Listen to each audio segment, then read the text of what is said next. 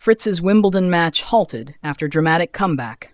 Taylor Fritz's first-round clash against Giovanni Mpetshi Perricard at Wimbledon was unexpectedly suspended, leaving both players and the crowd frustrated. The number 4 seed found himself in deep trouble after dropping the opening 2 sets on court 1, which was covered by the roof. Refusing to fold, Fritz took the 3rd set and then produced a stunning rally from 1-5 down in the 4th set tiebreak, winning it 8-6 to force a deciding set.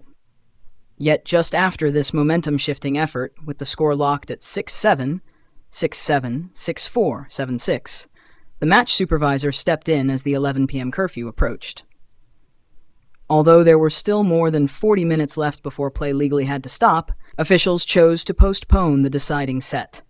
Loud boos erupted from fans around the second-largest showcourt as both players headed off, with the match set to resume on Tuesday. The All England Club's agreement with Merton Council requires play to end by 11 p.m. each night. However, this particular contest was halted significantly earlier, sparking criticism. Meanwhile, Alexander Zverev's match against Arthur Rinderknecht was also stopped as they wrapped up their second set at 10:55 p.m., with the score tied at 1 set each. Fritz, a 2-time Wimbledon quarter-finalist and recent Eastbourne champion, had appeared on the brink of a first-round exit. But after clawing back into contention, he clearly wanted to keep playing and carry his momentum into the decider. Commentator Todd Woodbridge reflected on the dilemma. "If I was Taylor Fritz, I'd want to keep going here, try to keep the momentum.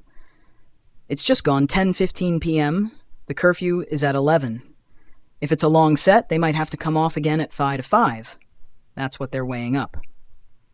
His co-commentator Ronald McIntosh noted that the previous sets had each taken around 44 to 48 minutes, highlighting the risk of running out of time. Woodbridge added, "While we're having this conversation, we could have played 2 service games, the way they serve."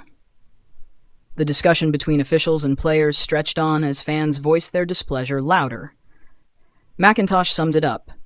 "Not what the crowd on court 1 want to happen, but it's a big decision because the momentum is very much with Taylor Fritz. I'm sure Mpetshi Perricard would love the chance to regroup and come back fresh tomorrow for what's effectively a 1-set shootout." Eventually, the umpire addressed the crowd over the PA system. "Ladies and gentlemen, due to the late timing of the day, we will not be able to finish the match, therefore the match will be postponed to tomorrow. Play is suspended." Fritz and Mpetshi Perricard packed up and left the court around 10:20 p.m., about 40 minutes before the enforced curfew. Woodbridge understood the spectators' frustration, saying, "I'm a little surprised by that decision. The referee could have waited. There was still time to finish. The previous sets were long, but there was definitely a chance we could have got an outcome tonight."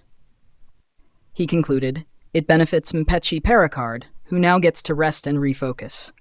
Fritz, understandably, will be frustrated after fighting back from 5-1 in the tiebreak. Still, at least he's still in the tournament.